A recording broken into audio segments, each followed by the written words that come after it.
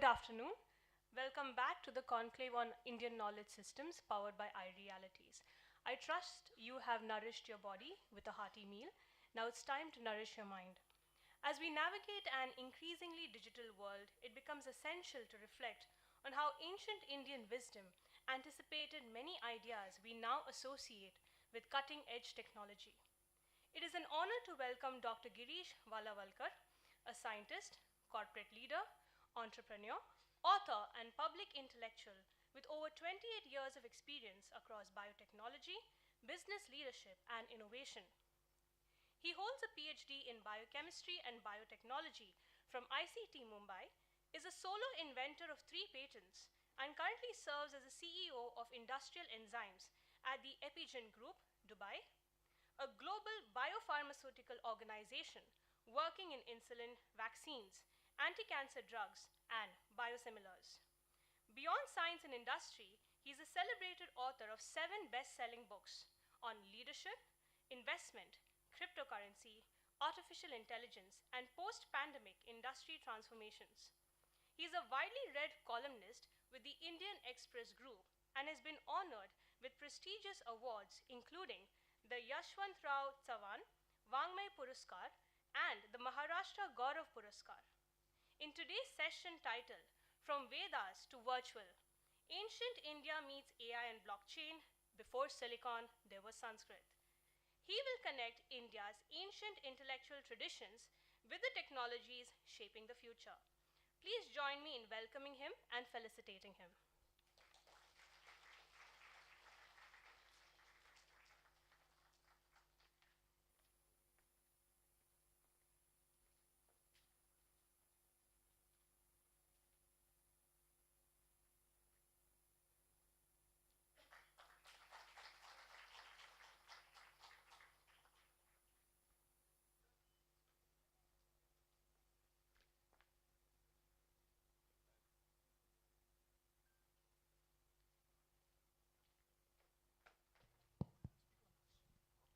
चालू है ना.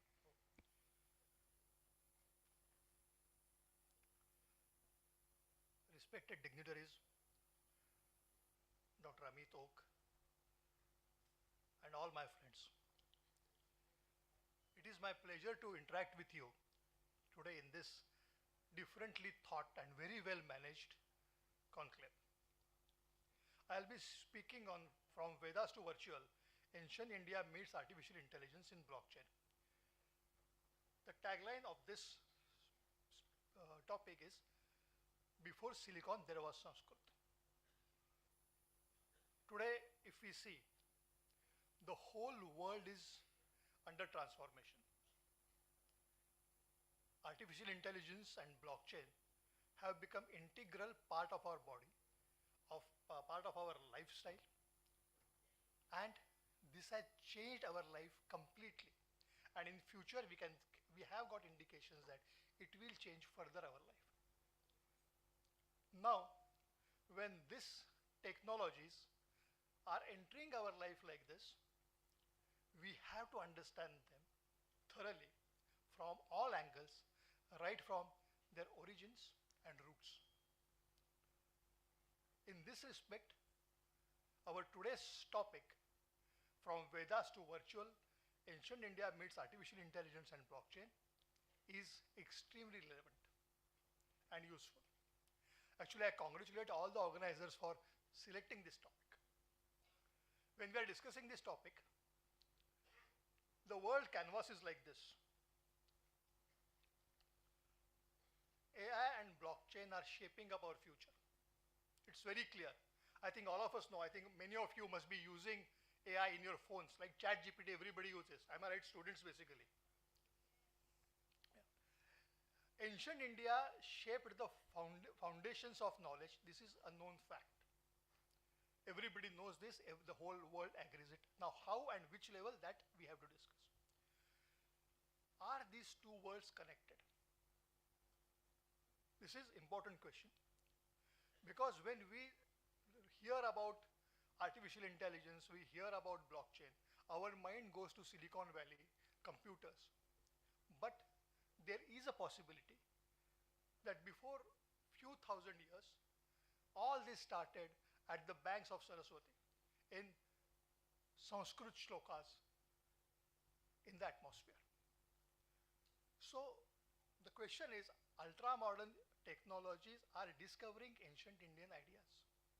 And if we understand the relationship, how we can achieve glorious success and enduring happiness. This is basically for Gen Z because they are not aware Indian ancient culture. And so what you understand, what you learn in modern technology remains a part which you understand, but big part and big original things you miss. So this is very important if you want to get success in your careers as well as long-lasting happiness in your life. We'll start with the basic thing and small things. All these things are based AI or blockchain. They are based on science and technology. We'll see what is science. If you go to dictionaries, we'll get many definitions. If you go to thesaurus, we'll get many definitions about science. If you go to scientific journals, we'll get different perspective to that. But the basic fundamental fact or fundamental concept of science is study and knowledge about physical world and natural laws. Clear? Physical world and natural law of everything is science.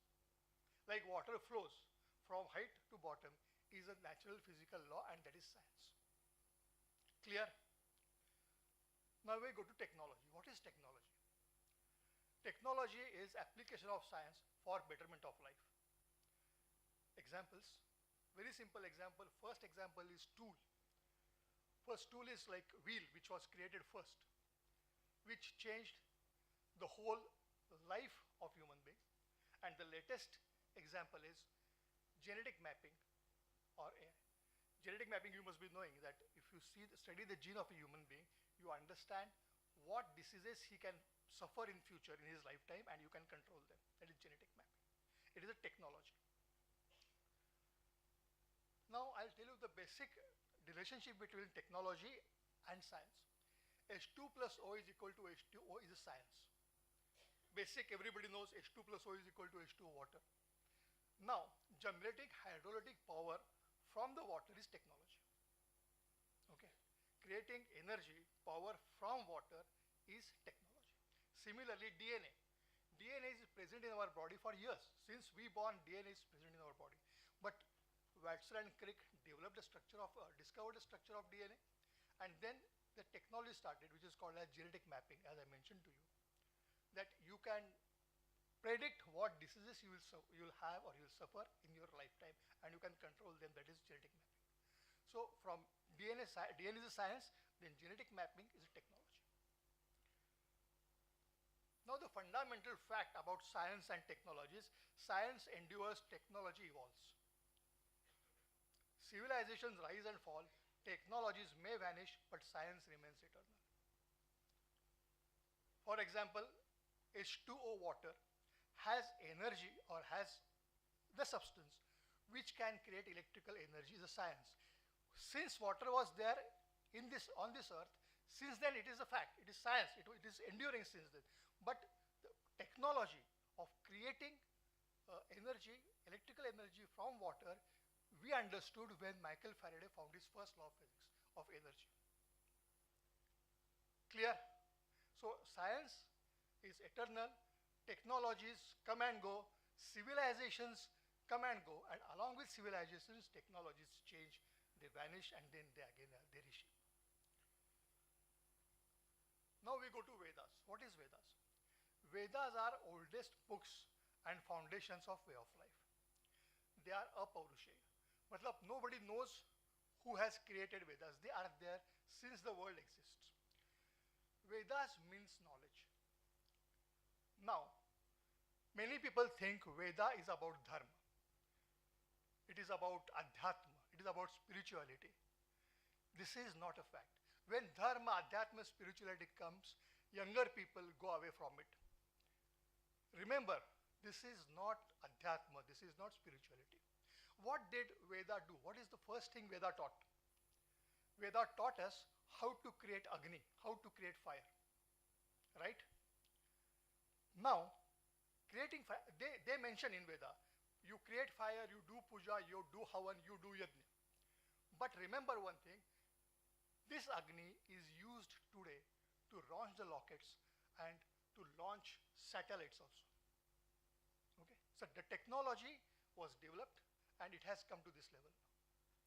So we can say that Agni is the first principle of science, or it is science on which the technology of rocket launching and satellite launching is based. And this Agni was started in Veda, was given first in Vedas. It is clear, it is not, it is a fact. Now, we go from there. Then artificial intelligence. As we discussed, when there is a technology, there is one basic scientific principle behind it. Every technology is based on one scientific principle. So artificial intelligence scientific principle is intelligence arises from interconnected processing units and it can be algorithmically stimulated. The computers are interconnected and they generate intelligence. They can take decisions. This is the basic fundamental science. We can go deep into it, but it is very difficult, not the subject of our today's discussion. So now the technology is, how the technology is developed from this fact.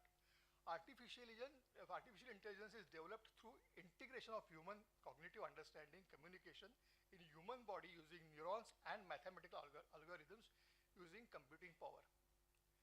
See, how did they do it? It is very intelligent and very brilliant thing what they have done while creating intelligence. They studied human neurons. We know basic, the communication or all sensations in our body are communicated through neural network. This scientist created a neural network exactly like human brain with 3 layers. And in our body, it is biochemistry, the feelings or the messages are conducted or transferred through water. In computer, in artificial intelligence, they are transferred through computers, electrical energy. This is the only difference. Why artificial intelligence is as good as human being? This is the question. Because it is the same neural network, same way that it is working like we work. So it has to be like that. It has to be like human being. Only it is different that it doesn't use water while we use water in our body. It uses electricity, computation. This intelligence was evaluated by Turing test. It is a different, again, the test with which it started and evaluation was done with that. Now we go to another thing which is blockchain. Very, very interesting. It has come to our, unknowingly it has entered our life. Many video games, many of you must be playing video games. They are based on blockchains. Bitcoins you must have heard, they are based on blockchains. What is the basic very interesting fundamental principle of this is numbers, algebra and complex algorithms can convert readable data into coded form. Simple. There is some name in readable data in English language or any other language. You use algorithms, it can be converted into coded language. And coding, which is known as, which is very in thing now. This has this principle. Coding ensures confidentiality, integrity and authentication of information. And this is called as cryptography. Cryptography, all of us know, in our mobile WhatsApp, we say the messages are cryptographically secreted. So it is very, very clear in that. Okay. Now, we go to blockchain technology. How this principle of coding is used in technology. Blockchain technology groups transaction and information on blocks. It is digital. If you do some transaction, if you buy something in blockchain or you do something in blockchain, it is recorded on the block. This information is varied by other computers in that chain. Once verified, each block is cryptographically linked to another previous block. This chain is formed and this chain has got private keys so that you only can see the transaction. It is authenticated to see that transaction. This is application of cryptocurrency, blockchain technology. Now,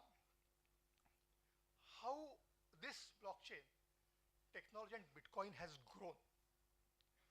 See, very interesting thing. Today, the economy of bitcoins or cryptocurrency is $2.9 trillion. Our dream is to reach $3 trillion, India's dream. 5 is our biggest dream. They have already reached 3 trillions almost, 3 trillions almost. 3 trillions means around 240 lakh crore rupees in rupees. Now, very interesting situation, how it has grown, how fast it has grown. These bitcoins were created by a group. Elon Musk was member of this. And there are hardly 100 people were member of this group. And they were using this bitcoins and they were playing just like we play business in our we played in childhood. They have currency which has got no value outside, but we play. It is important for us. Similarly, they had this. They used to play. They used to use this currency, and this 100 people were trying to get out something by giving this currency. So one person in this group found out one Papa John's pizza corner shop, and the shop owner told him, you give me 10,000 bitcoins and I'll give you one pizza, which is $25. He gave it. He bought it. It was 28th May 2010. The whole cryptocurrency, first Bitcoin was formed in 2008. This happened in 2010. 2 years, nobody was buying it. And that 10,000 $25 thing, the pizza owner got 10,000 worth bitcoins, and you remember today price of one bitcoin is 7.5 lakh rupees. So imagine how much money it is in just 15 years. So I always feel many of us in that 2010, many of us were searching for shares like Ambani, Reliance, ITC. If somebody would have thought and bought at least 1,000, 2,000 rupees bitcoins, he would have become multimillionaire today. So this is how you should have the knowledge, confidence, and understand what is happening in the world. Anything can change. You should be aware of it and have the sense of it. Now when we go ahead, very interestingly, this we are speaking about $2.9 trillion economy, bitcoins, very high value. Everything is virtual. You cannot touch, nobody has touched any single bitcoin so far. You cannot. Everything happens on your screen. So virtual world is a different world now, which is a part of our life again. What is virtual? The environment which exists in digital form and not in physical one. Okay? Created by using software and computer technology. We play all the games on mobile. It is all virtual. It imitates real world experience like virtual meetings today. And how effective, I'll tell you, the virtual meetings and what they lack. Today in the morning we saw this session. It was fantastic. Dr. Oak was on screen. He was virtual. We enjoyed. We understood what he spoke. It was very important. But imagine if he would have been here with physically with his that veena, which has put that measuring tape. It would have been much more fun. So virtual was good. We understood. We could enjoyed it. But physical, it would have been much better. So now, this virtual world allows people to interact digitally, but not physically. Now, scientists are not satisfied with just virtual interactions. They want to make it physical. Why? We understood. I mentioned to you that this reason. Physical is much more interesting. So now for this, the technology which is being developed on this basis only, blockchain and AI, it is called as metaverse. Metaverse is advanced interaction which will wipe the boundary between virtual and physical world. Okay. It uses technologies like hypnotics and AI and blockchain.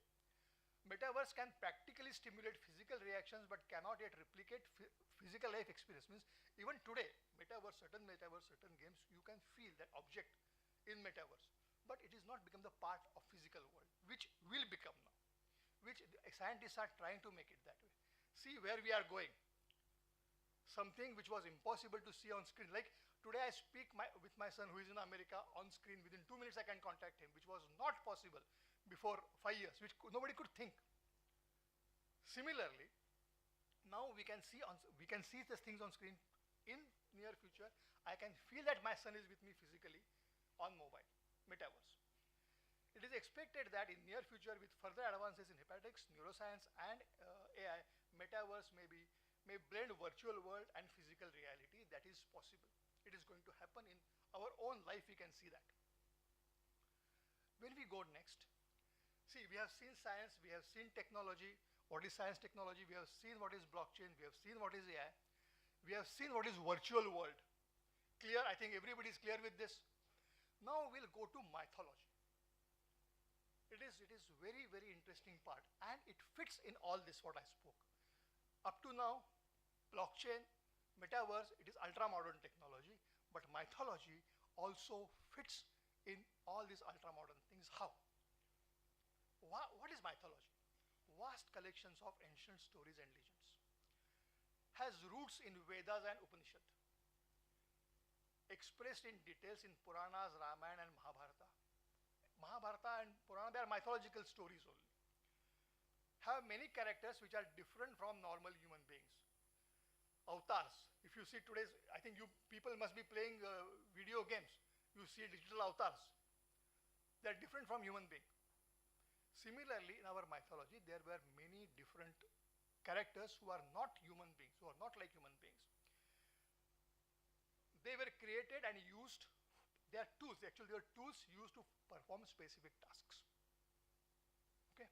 In mythological characters, most of the characters, they are used to play specific tasks.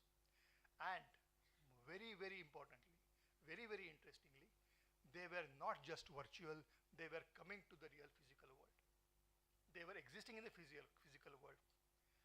So I think mythology was perhaps one step advanced than this virtual world today, and tomorrow when virtual world becomes metaverse, it can go to that level.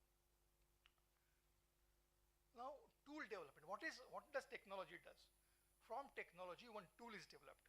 Usually, the tool performs the desired task automatically without human intervention. We use the tools and may not be aware of the technology behind this. Presence of tool indicates and proves the presence of knowledge needed to develop the tool. For example, here there is light. When we see the light, we may not know the technology with which this light is burnt or this light is on. But we see light is there. So when light is there is technology definitely to create the energy, create the electricity. So this is how it goes. Tool is developed by technology. We see the tool. We may not be aware of the technology. No need for us to be aware of the technology. Then we see characteristics of AI-based tools. Whatever tools AI, you must have heard this word, AI-based tools or tools of AI. They have specific characters. They are designed for specific tasks. Every tool has its own specific task. Like if you see Digiyatra, which is AI, it has got a specific task. ChatGPT has a little larger range of tasks. So every tool has its specific task. They perform their task efficiently and accurately. Hardly you will find mistake in ChatGPT's answers. They cannot perform the task outside their defined scope. Every AI tool has given a scope and it works only in that range. It cannot go beyond that. They are activated and controlled by very limited authorized people. Nobody can control them. Only the person who has got certain like biometrics or fingerprints can use that tool. They acquire significant computation power, so need high energy, example, electric energy to operate. They are the basic fundamental characteristics of AI. If anybody of you is student in computer science or AI, you will know they are basic, very, very basic and fundamental characters of AI. Now when we go to mythological, we see the resemblance of in many characters of our mythology to AI. And we can see point by point how it is. You know Narsimha, he came to kill Hiranyakashipu. Why did it come? It emerges when conventional system fails, because Hiranyakashipu has, you know Hiranyakashipu, any of you Gen Z? Malum hai? Okay. So it was nice to know. Okay. Because um, Hiranyakashipu had got the blessing from Shiva that he will not be killed by animal or by human being. He will not be called by any weapon. He will not be killed in on earth or on sky or in water. So there was no way to kill him, and it was needed to kill him. So there was no way to kill him. So this specific creature was created, which has got lion face and human body, neither human nor animal. It came when human capabilities were insufficient. It breaks the binary logic of man and animal. It comes out from the pillar. It is not born anywhere, because Hiranyakashipu has told that I should not be killed by anything created by Brahma. So it has come out of pillar. He finishes his task very fast, accurately, and disappears forever. Where did it go? Nobody knows.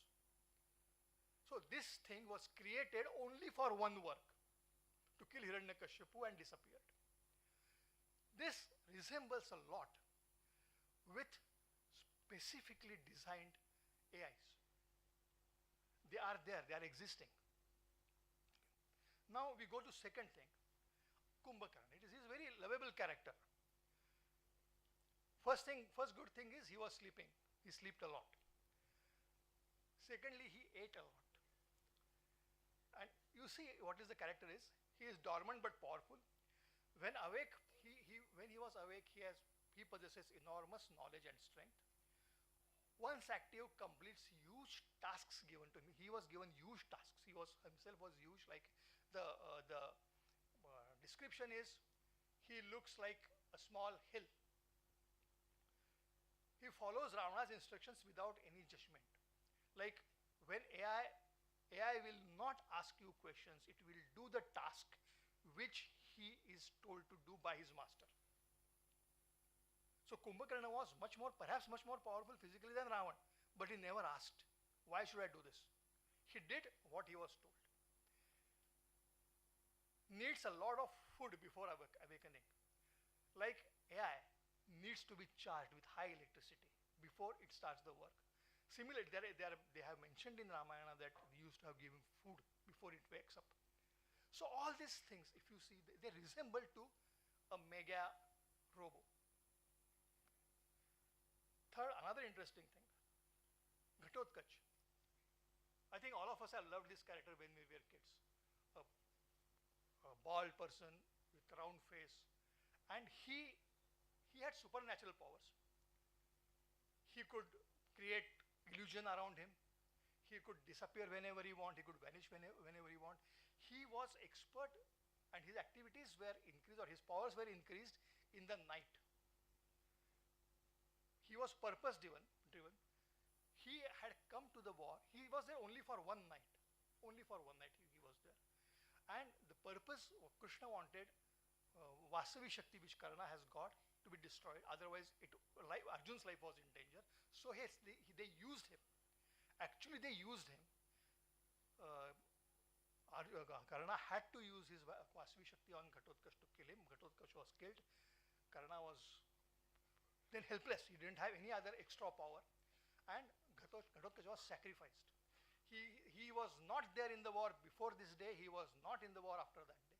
Only one day it was completely purpose-driven AI, which was destroyed when the work was done. Very interestingly, you must have heard Yaksh, Gandharva, Apsara. Apsaras, all of us know, Yaksh, Gandharva, both, three of them, they don't have emotions. They never had any emotions. You know Menaka and Vishwamitra. Menaka stayed with Vishwamitra. Vishwamitra was in love with her. But when she wanted to, Indra had sent her to Vishwamitra. When Indra called her back, she went back without thinking anything. She didn't bother what Vishwamitra was feeling. Her task was done. Vishwamitra's tapasharya was broken.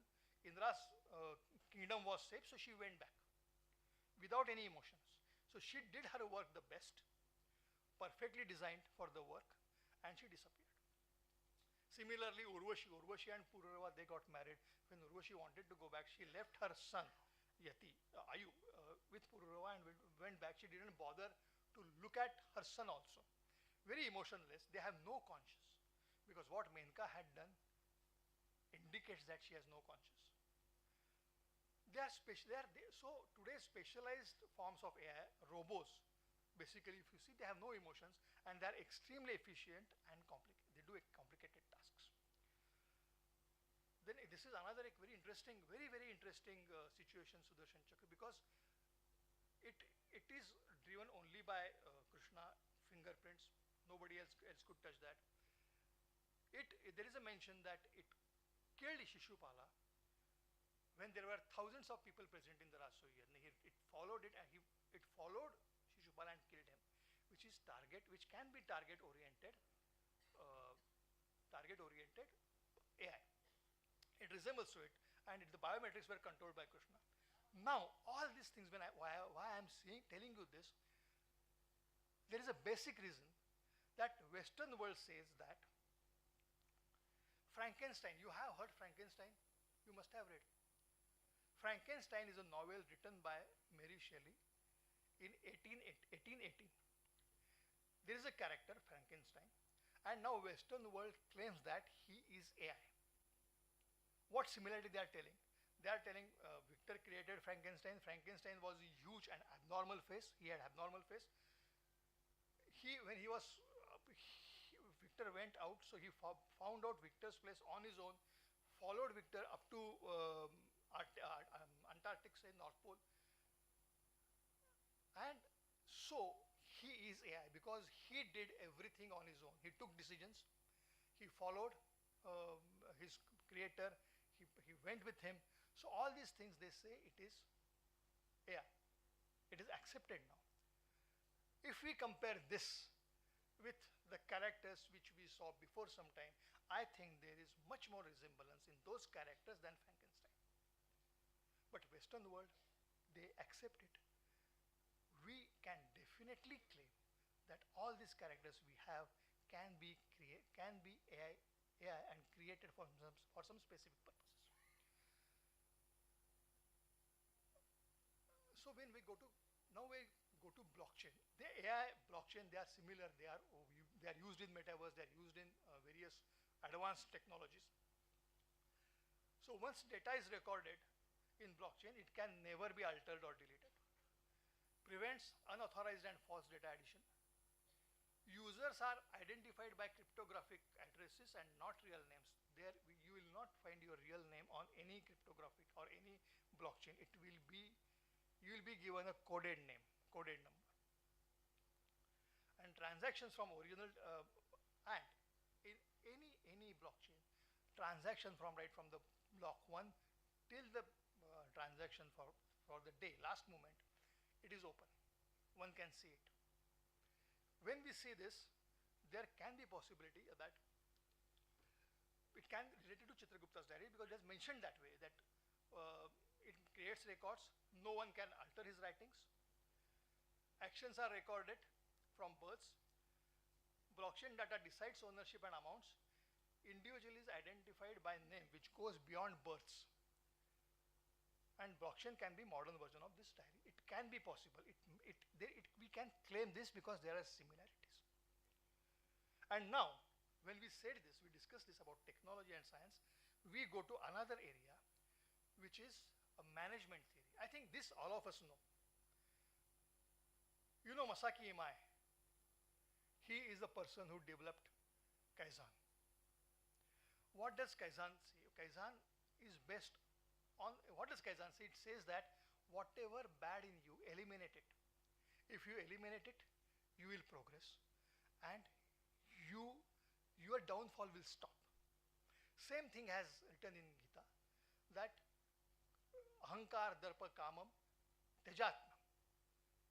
When you leave all these things, then only will grow. In the morning, Kaushalji said that Gita is music.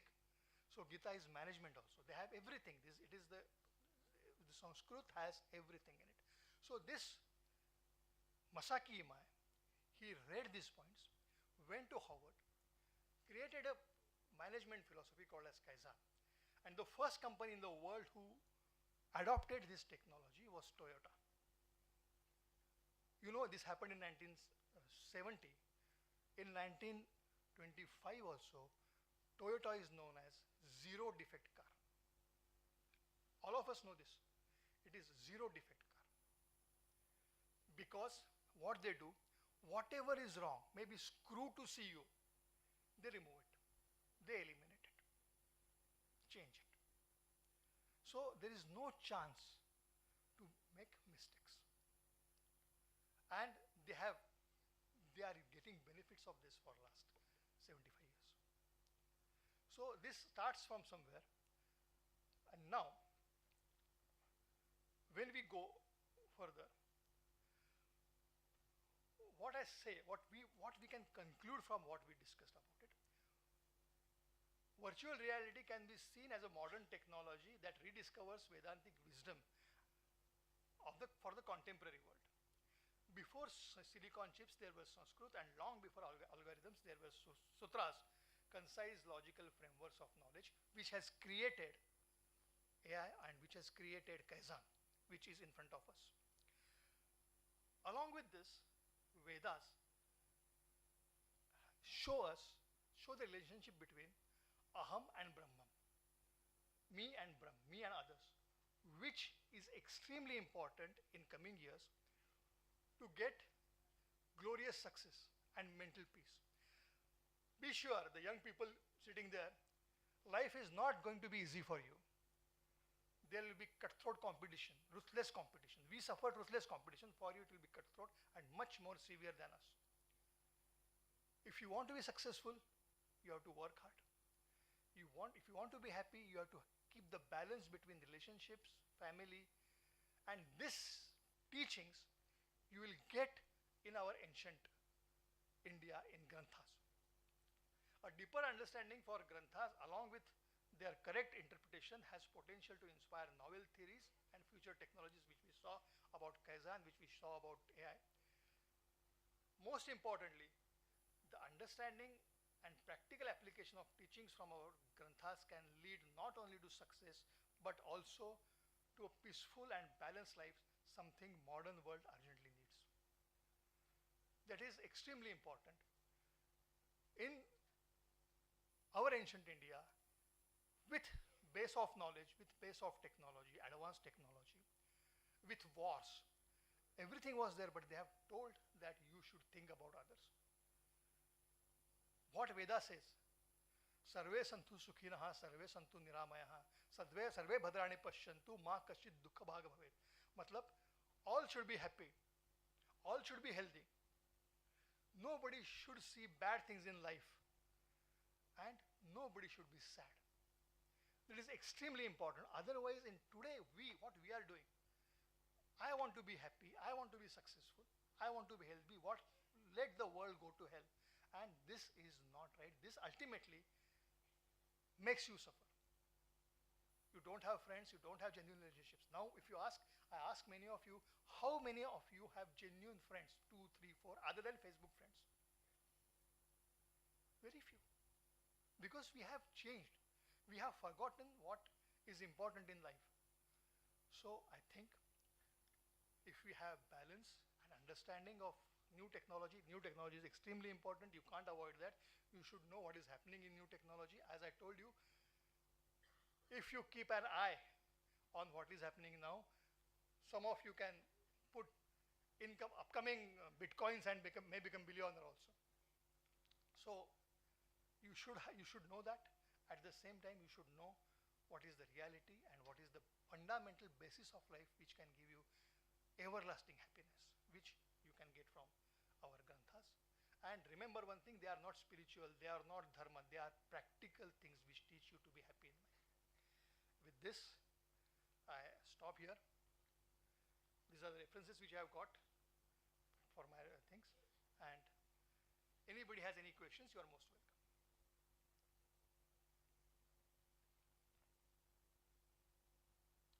No questions? Okay, thank you.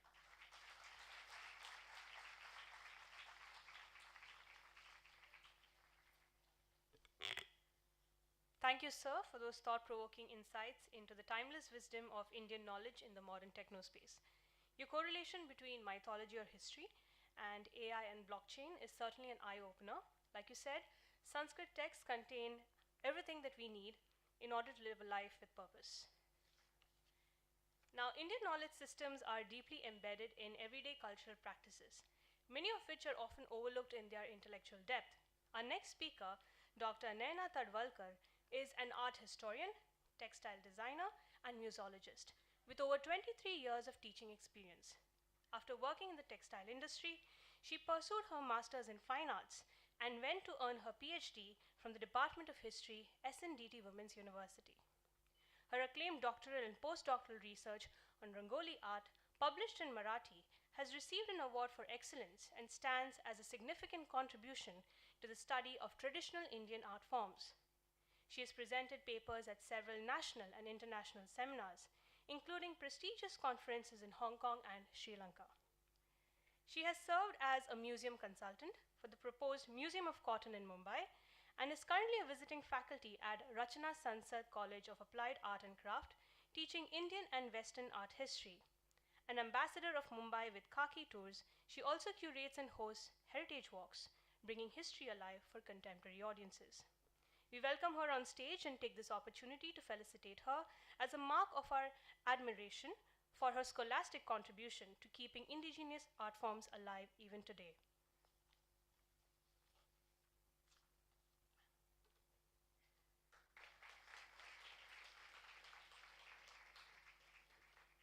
Through her session, Connecting the Dots, Rangoli Art of India, she will help us rediscover Rangoli as a visual language of Indian culture and knowledge.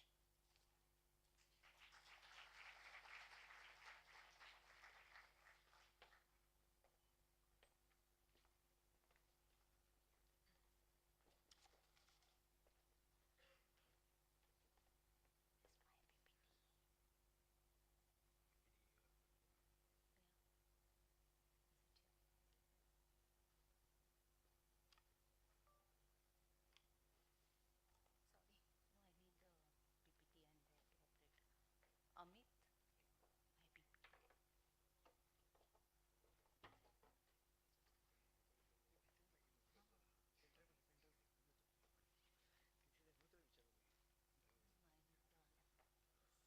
Sunil,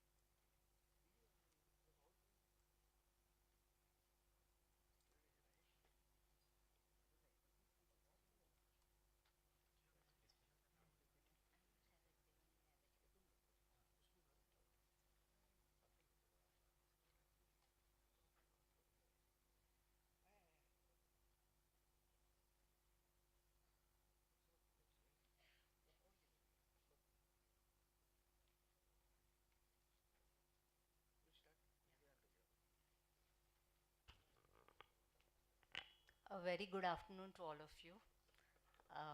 Till the time they do the settings, let me tell you, it's a great pleasure to be here today, sharing my doctoral research on Rangoli Art of India through the lens of IKS, which I'm doing for the first time. I must confess that when I started this research in 2008, I was looking at this art purely from artistic and historical perspective. I was not aware of the other aspects, right?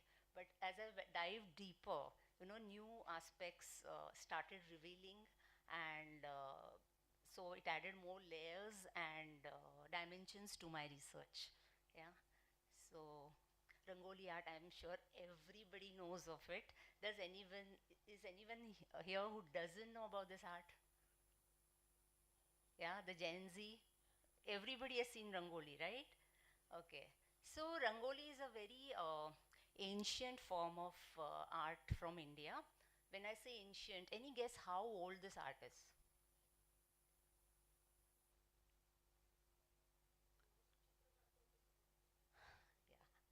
If you ask me, I would say probably it is the first art of mankind.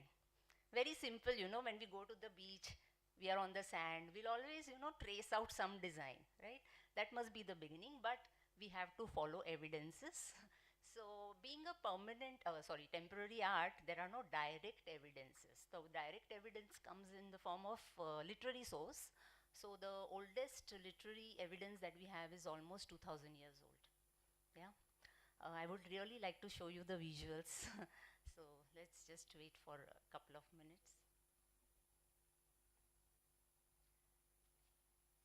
So when I say Rangoli, it's a synonym for various kinds of floor art in India.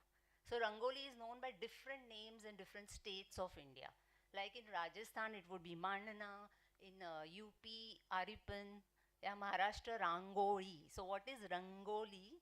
In Hindi, Rangoli, of course, but the root term is Sanskrit. It is Rangavali. Ranga is colors, Avali is rose, right?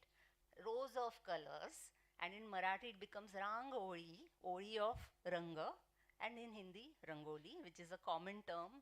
Uh, we call this art as Rangoli, right? Yeah. I would like to show you different forms of Rangoli.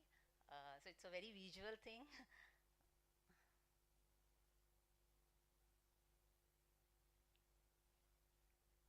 So Rangoli actually it's a very important intangible cultural heritage of our country.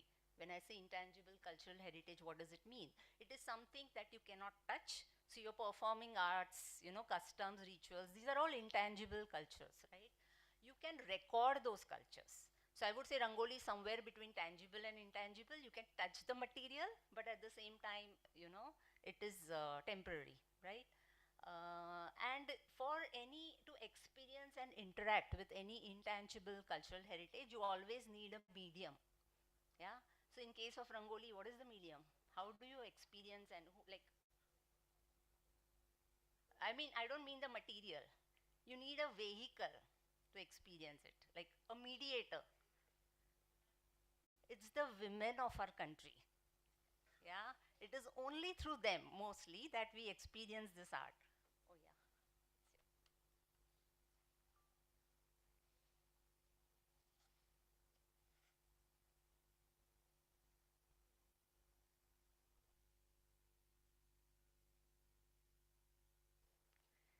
Yes, I'll continue. Yeah, this is something I've already mentioned. Yeah, the women, right? So my research involved a lot of traveling. For 6 years, I've traveled almost all over India where the art is practiced. I can proudly say I've seen real India because I had to go to the interiors, and interview the women. Yeah. So yeah, the names that I was mentioning, and there are many more, but these are the common ones that we all probably know, right? So Aripan in Bihar, Alpana in Bengal, and Orissa, Sathia in Gujarat, and so on and so forth. Kolam in Tamil Nadu, yeah. Now, yeah, I would like to show you the rangolis from different regions. So the left one is Maharashtra. Many of you probably have seen it or make it yourself, right? On the right is Kolam from Tamil Nadu. And also, rangolis are made on different festivals. So we also simultaneously see the rangoli. So on the right, what you have is the lady making Surya Rath for Sankranti, which is a very popular rangoli that they make. On the top left is, any guess which community makes this rangoli? Have you seen it? The Parsi community. People usually think Rangoli is a Hindu thing, yeah? So it's the Parsi says, very much a part of Mumbai culture. If you go to Parsi colony, every Parsi household will have at least a small Rangoli. They stamp it out. They don't draw it with hand. They'll use some device and invariably every Parsi house would have a rangoli. They call it Parsi chalk. On the right again you have the Sankranti rangoli from Tamil Nadu, and below there's a tantric style of rangoli, Aripan from Bihar. This is Mandana from Rajasthan, made during Holi. Yeah, and these are my pictures, by the way, right? Now, I'm not going into symbolism because that's a very vast topic in itself. So, I'm not going to explain what it is. So, this is Alpana from Bengal, made during Diwali. You also see a owl on the top. If you see on the top left, the Gen Z probably knows the owl of goddess Athena. But goddess Lakshmi also has an owl as one of her attributes. This is Sanji from Uttar Pradesh, done in the temples of Mathura and Vrindavan. Very complicated rangoli, yeah. They use stencils. Again, Mandana from Rajasthan. This is during Diwali. You see as we have star-studded sky, this is Mandana-studded courtyard. Very beautifully done. Now, when we say, when we talk about the material of rangoli, right? Today what you see is synthetic colors available in the market, but that was not what they used traditionally, yeah? What was the material used? You know, topography and geography has a lot of influence on any folk creation.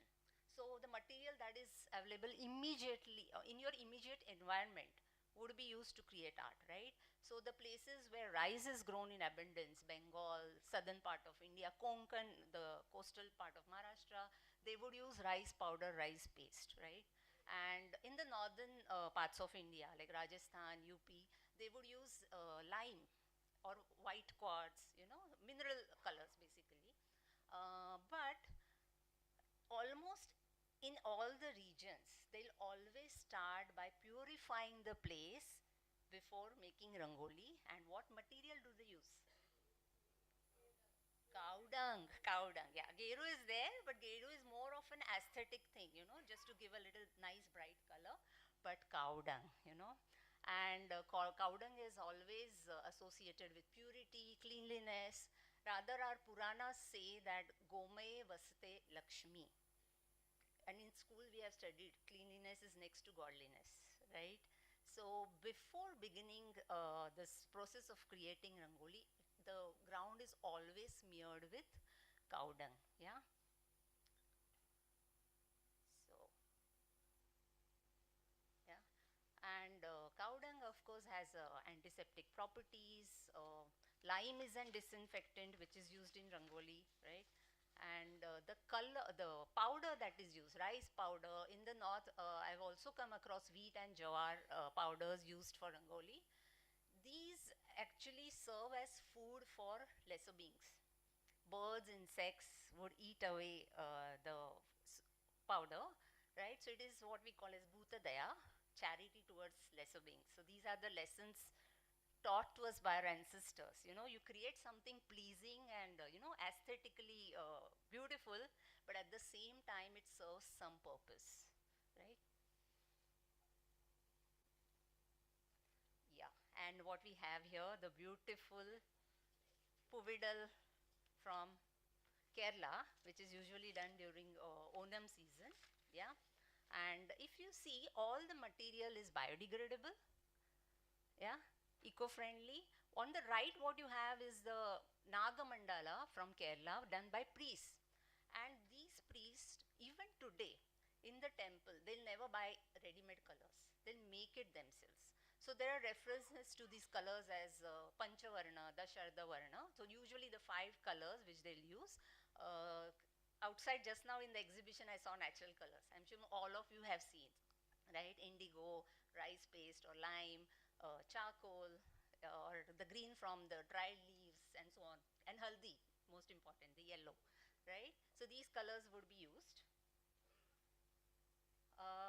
The Jains also make rangoli. Again, it's not what people usually say, the Hindu practice. So here on the left, you have a Jain lady making rangoli in the temple. It's called Nandyavarta. They use rice because rice doesn't sprout. So so that suits the philosophy of the religion. And on the right, you have the Sri Siddha Chakra Yantra, very popular yantra for rituals. Again, here they use lentils and pulses and rice. And then they would give it away as donation. Yeah, so nothing goes waste. And the Sankranti Mugu, what you see in the center, traditionally, they'll use cow dung balls, which are later used as fuels, right? Now symbolism, as I said, I won't go into symbolism, but just to give you an idea, every dot, every line, every circle, every curve of Rangoli has meaning to it. It starts with a dot, Bindu. So Bindu is like the point of origin and dissolution, which eventually expands into lines, and you get these kind of forms. Swastik, everybody knows. Of course, there are various interpretations of swastiks in different religions and customs. So it may be a representative of dharma, artha, kama, moksha. In Jainism, it may be the four gatis or the types of life that it represents. So, and it may represent cosmic forces. What you see in the center is the six-pointed star or hexagon, a very potent symbol of fertility. You know, interlocking of two triangles, upward pointing and downward pointing, actually is a symbol for Purush and Prakriti, Shiva and Shakti, the union of which leads to creation. And believe me, in earlier days, this obsession with fertility, death, birth, rebirth was always there. And this is the way people expressed themselves. Okay. And yeah, four intersecting lines forming Ashtadal Padma, which you see on the right. It actually points to the directions, the cardinal points, and each cardinal point has its own gods, demigods associated with it.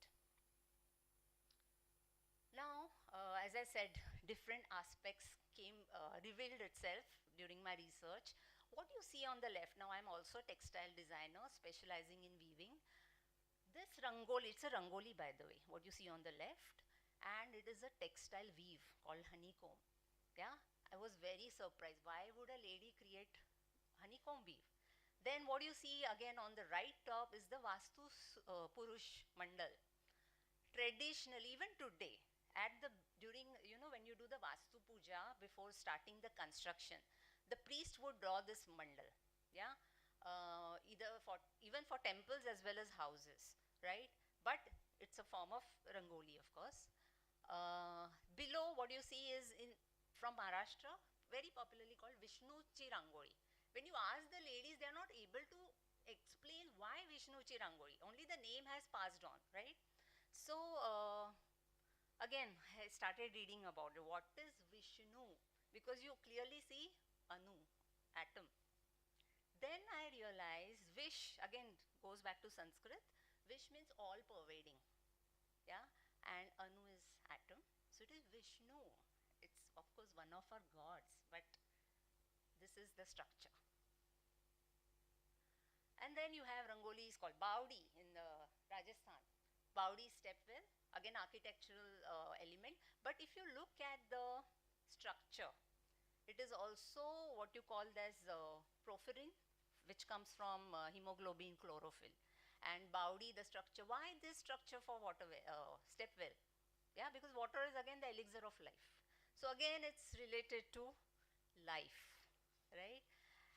Any guess what this rangoli is? Again, it is from Maharashtra. Everybody has seen it, the diagram. Do you know what form it is? No, no. Very simple, something that we see every day, like we used to at least. It is Tulsi Se Vrindavan. Again, a top view. It's like a plan of Tulsi Se Vrindavan, right? But practically Tulas, again, medicinal properties and things like that. That's the reason why they create this kind of rangoli. On the right, again, is a yantra, which is again like an architectural plan. It is Sarvato Bhadra, you know, auspicious from all sides. So many temples are constructed based on this plan, Sarvato Bhadra. Yeah. Now, when we think of why would a lady create this kind of symbolism, so you know, traditionally they see it Occupational knowledge would typically be passed from father to son or master to disciple, and those used to be secret formulas, very well guarded. And probably when these became redundant or there was no need to keep the secrecy, the ladies started creating like drawing those diagrams in their rangolis. In Rajasthan particularly, you'll find a lot of complicated architectural diagrams drawn as rangoli. In fact, outside I saw this sacred mathematical constructions. Even those are forms of rangoli, right? Now, rangoli and mathematics. Tessellations, we all know, tiling. Yeah, it is something that you place in a plane without any gap or overlaps. Yeah, it's a part of maths, and you see lot of tessellations in rangoli. A grid of 5 by 5 dots. See the possibilities. These are still very few. Yeah. So, like rangoli actually, it's like a visual algorithm, right?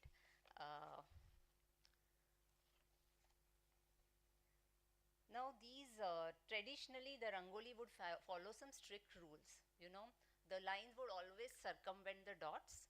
There would be rules about direction, whether you take a left turn or a right turn. There would be spatial reasoning, or like a space would be maintained always, right? And I'm just seeing if I missed some point. Yeah. So much before computing, we had these visual algorithms, but if you think of it, these were made by illiterate women. At least few decades back, those were illiterate women of from the villages of India who created this without knowing what actually is the theory or the logic behind it, right? But these caught the attention of computer scientists, thankfully, yeah, in India and abroad as well. So we have scientists who studied these patterns done by women, and they develop picture languages. Yeah. So amazing, right?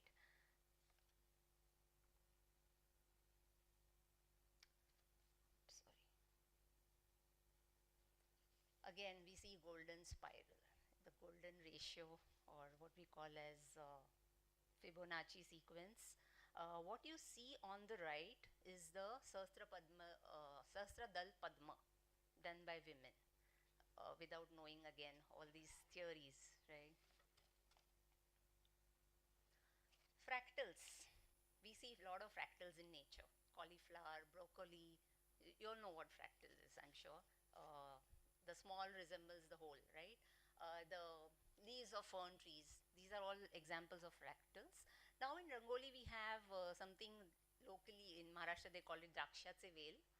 And you can keep on expanding as much as you want, right? And on the type, what you see is fractal antenna of cell phone.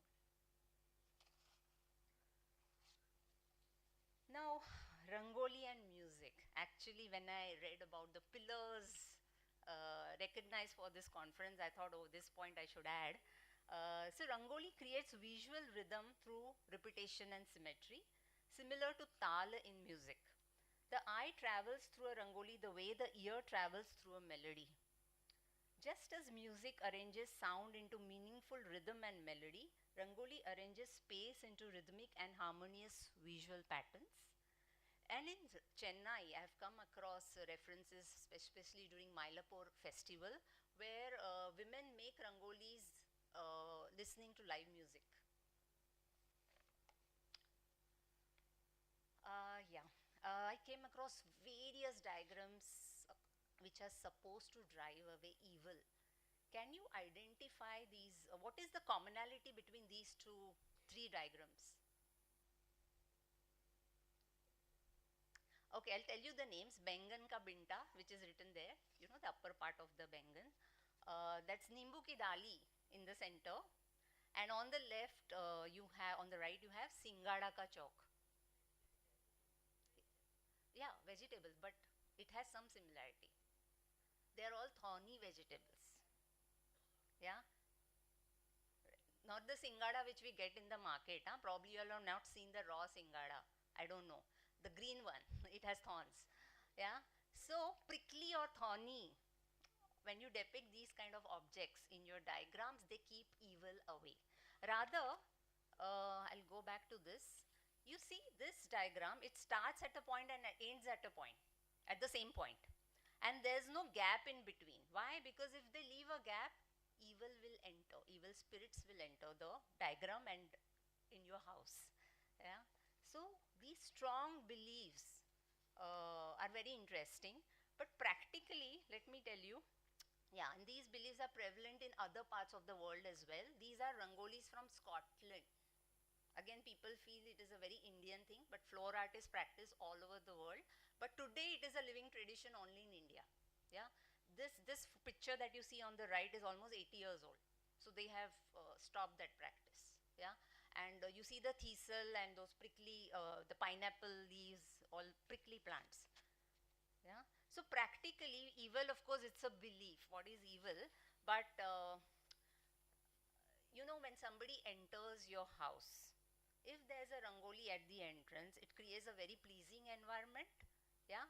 And you leave away all the negativity and enter the house with positivity.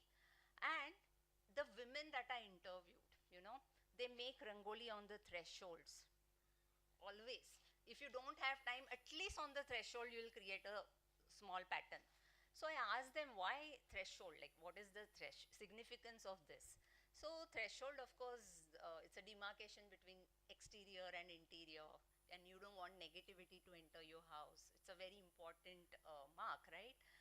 But practically, rangoli, they said, prevents reptiles from entering your house, which is such a important point actually. And you won't believe me, I would like to share something. Just 2 months back, there was a snake outside our door. We live just 200 meters away from the campus. And in the morning when I opened the door, there was a snake there. And what struck me was this, you know, what thoughtful devices our ancestors have created. Uh, yeah, women and rangoli, of course, creating rangoli either on your own, getting up early in the morning when nobody else is awake, very peaceful, pleasant atmosphere is there, and quietly you do your work, the stretching, bending, squatting. Needless to say, what all physical, mental benefits are gained from that. Um, Community bonding, when women come together. So traditionally, they also used to sing songs, yeah, like these. So this is again Pongal, during Pongal, when the young girls are coming together and creating rangoli. So these things are very important for a person's well-being, right? And another thing, now I'm digressing a bit, but I think this observation is very important. The rangoli diagrams that the women draw, like for this example, this one, the lady on the right, the old lady, she could make this diagram which they call Joduka Mandana, because this has dots and some mathematical calculation is required for this. Yeah. Whereas some ladies would do some freehand diagram, jo chahiye karo. Yeah. So when I read about some interviews of computer scientists, when I came across those references, many of them, mostly from southern part of India, they said that their first exposure to mathematics was rangoli or the columns made in their houses. Yeah. Then I started reading more about it and interviewing the ladies in that particular manner, like asking them questions. So I found the ladies who do this kind of calculative diagrams. I used to ask, "आपके घर में क्या करते हैं? बच्चे क्या करते हैं? You know, grandchildren, what do they do?" So this lady said both her grandchildren are CAs, yeah. Then I kept on asking, so engineer, CA, ye wo. Definitely, the impact of the diagrams that they have been seeing from childhood must have been there. On the other side, the ladies who made, you know, freehand drawing, jo chahiye karo, you know, that kind of thing, they were probably right-handed. These are like, sorry, right brainers, and these are left brainers, probably. You know, so these ladies think more logically, analytically. Those are more creative, expressive, you know, emotional. So they would, like, when I went to Rajasthan and I saw the difference now. So those ladies would be like asking you so many questions, doing small talks. आपके घर में कौन है, कितने बच्चे हैं? Very sweet ladies. खाना खा के जाइए और अगली बार गुड़िया को लेके आना. You know, up to that extent. And every time I had to bring them back on the track. बाबा मुझे ये चाहिए and I'm here for very short time. Please give me this information. Whereas these ladies would ask, आपके पास कितना समय? You know that difference. Now I don't know, some research has to be done on this, but definitely this is a very marked observation and I thought I should share with you. Yeah, very calculative, methodical approach, and that reflects in their art, or maybe because they are like that, it reflects, I mean, I don't know what is the connection, but both the ways. And there, of course, my daughter on the left top. This picture is almost 12, 13 years old. She and her friend made Rangoli during Diwali. For 2.5 years, good two and a half years, complete focus, concentration, no TV, no cell phone. So, you know, these practices help for concentration. The physical aspects, of course, I mentioned, but focus, concentration, precision, and most importantly, patience. Yeah. So again, these devices designed by our ancestors for our benefits. Yeah. So some rangolis, you know, they are hieroglyphic in character.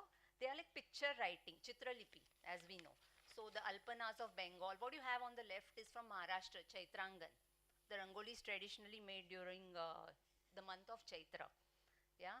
So something very interesting I read about this in the Arthashastra, yeah, Kautilya's Arthashastra, there is a mention where the Ganikas, you know, they would be trained in the 64 Chausashta Kala, the 64 arts. By the way, Rangoli is part of the Chausashta Kala. It stands 7th in the rank. The first 6 are music, singing, dancing, I think grooming, and there's one more, painting. Yeah, and one more is there, but this is 7th. So much importance was given to Rangoli art, and it was said that every man, women of culture should know the 64 arts and should be trained in the 64 arts, right? So the Ganikas, the courtesans, would be trained in it, and the dwarves or eunuchs, you know, they would also be trained, and they would go as servants in the houses of enemies, and they would pass on secret messages using these arts. So when I saw Rangoli as picture writing, I'm sure there was some Sanketik Bhasha or, you know, some diagrams that they used to pass on secret messages. In fact, I called Mr. Chandra Prakash Dwivedi. My generation would know who he is. For the Gen Z, is Chanakya, the director and actor of Chanakya. And he said, Bilkul Sambhav hai, because he has studied it in detail, not me. Like, so I wanted to confirm. He was like, 100% ye baat hogi, you know. Yeah, other hieroglyphic characters. So what you see on the left is again Rangoli from Maharashtra, supposed to be drawn during Diwali. Yeah, and this Rangoli was praised by Britishers. Now I'm not going to history, but very well-known form of Rangoli. And look at the symbolism here. Very quickly, I just want to show the morning and evening Rangoli made in the same house. So we have a lot of wedding Rangolis. Now you should, we know that earlier child marriages used to happen. So how do you pass on the core values or their responsibilities? So morning everybody is very active. The man is going for farming, the lady is doing household chores, and look at the bird on the top. And in the evening, everybody is tired, yeah, and now they will rest, yeah. The most beautiful symbolism of Rangoli is philosophical. You know the Buddhist mandalas, very, very intricate sand drawings done by the lamas or the monks. Yeah. So these mandalas are drawn for healing and meditation purpose, and it's also part of the initiation when the young monk is training to become a monk, you know, one young student. So they make this, you know, very intricate mandalas painstakingly, you know, every day they will work for some time on it, and it takes few months to create it, okay. And they use a special device, what you see in the detailed image, it's a metal funnel called chakpur, and with the other hand they would just pass on the rod, And with the vibration, the sand starts flowing like water. And they create this very intricate mandala. Now, on the final day, the chief lama or their teacher comes to see the mandala and in one swipe of his robe or his arm would wipe it out. The reaction of the students will decide whether he can become the monk or not. That's the beautiful symbolism. So, this symbolism we see in our rangolis as well, you know, because the women create it every day. So, the significance lies in its creation, it's never meant to last. So, it symbolizes impermanence of everything, of us and everything around us. Yeah, that's the beauty of rangoli. And a few more diagrams from across the world. So what you see on the left is the sand drawings of the Navajo tribe from America. On the right, the Weves by the Haitian tribes. Left bottom is the Rangoli or sand drawings as they call of the Vanuatu tribes from Pacific region. And the right one is Australian Aboriginal dot paintings. The Vanuatu is the only art form, the floor art from the all around the world, which has been proclaimed as the masterpiece of the oral and intangible heritage of humanity by UNESCO. Why not our Rangoli? It has much more. So these are, you know, these are storytelling devices. Even our Rangolis are pedagogical devices, mnemonic devices, didactic devices. Our Rangolis have everything, but unfortunately, it has not got its due recognition. Also, there are some mathematicians who are now called like ethno-mathematicians because they studied Rangol or floor art patterns. This is not from India, by the way, this is from Africa, very similar to our column diagrams. And this gentleman, Paulus Gerdis, he used those as learning aids because he believed that, you know, children should learn the mathematics or rather everything that arises from their own culture and not imposed by European colonists, which has exactly happened, what has happened with us. We have forgotten our culture, right? So, there are many ethno-mathematics research centers all over the world. When I tried to search, I didn't find any in India, which is sad, you know, something that we should also take up.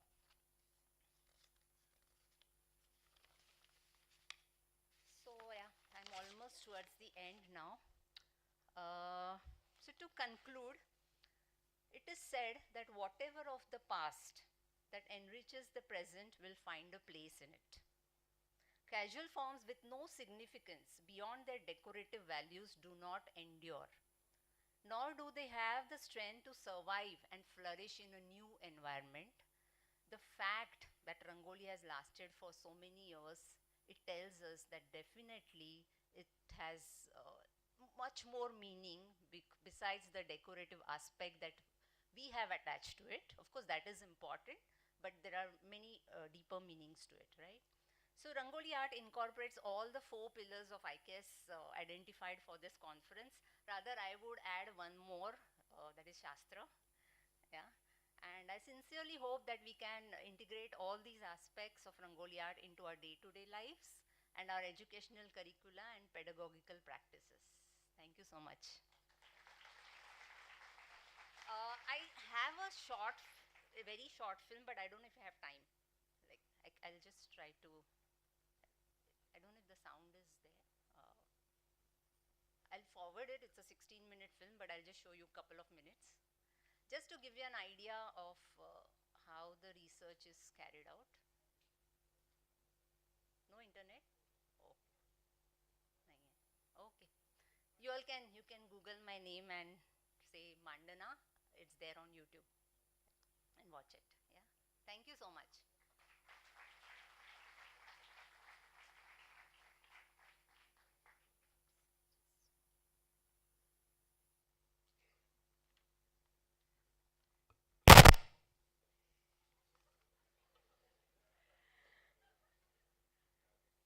Thank you, ma'am, for that interesting take on the art of Rangoli and its impact as a cultural art form. We often limit Indian art forms, one of them being Rangoli, to just an aesthetic. especially today. But your address has reminded us about its philosophical relevance and practical purpose. So thank you for that, ma'am. Now, media and technology play a powerful role in shaping how knowledge is communicated, preserved, and transformed.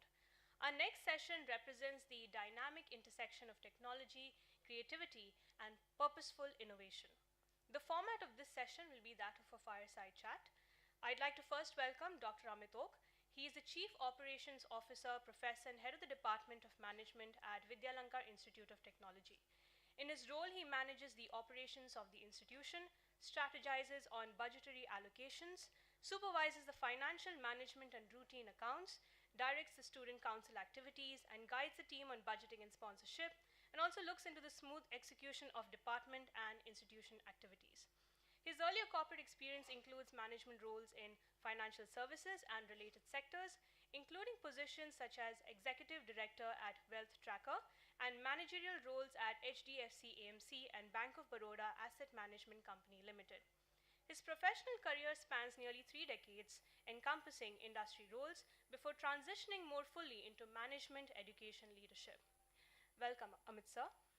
Mr. Prasad Ajgaonkar, the CEO of iRealities, is a visionary innovator, known for transforming complex technical ideas into impactful digital and multimedia solutions.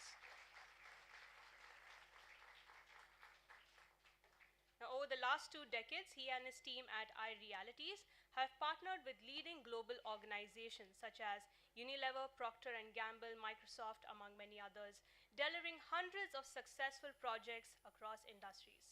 He is widely respected for his ability to combine creative thinking with strong fundamentals, ensuring that every strategy he designs is empathetic, sustainable, and mindful of all stakeholders involved.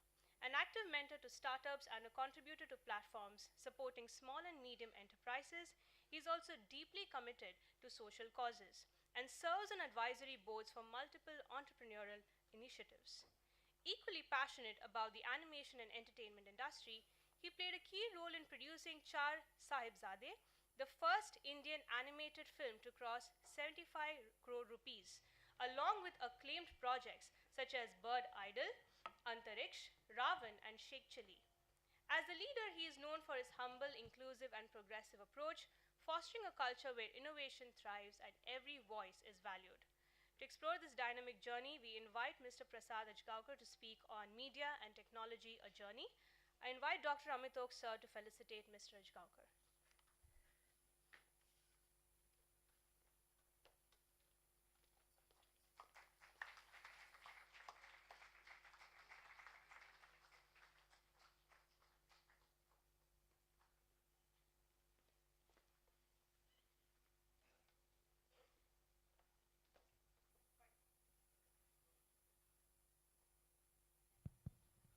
Fine, good afternoon. What Lakshmi forgot to tell all of you that this is the last session. So I think so we'll get discounted by that. So I will start on a humorous note. We had spellbound sessions for last 2 days talking about education, music, health.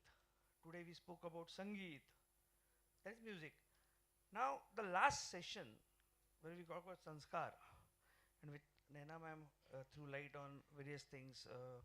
Girish Wala was speaking about some cryptocurrency. He, in his opinion, raised some resemblances on the mythological characters with AI. What me and Prasad had decided, rather than me and Prasad had not decided anything. Yesterday Prasad called me and said that he got stuck up somewhere, and so why not make this session as an interactive fireside chat? Now when he said fireside chat, now I have to spell out something that I prepared. So I started thinking that fireside chat म्हणजे काय तर शेकोटी.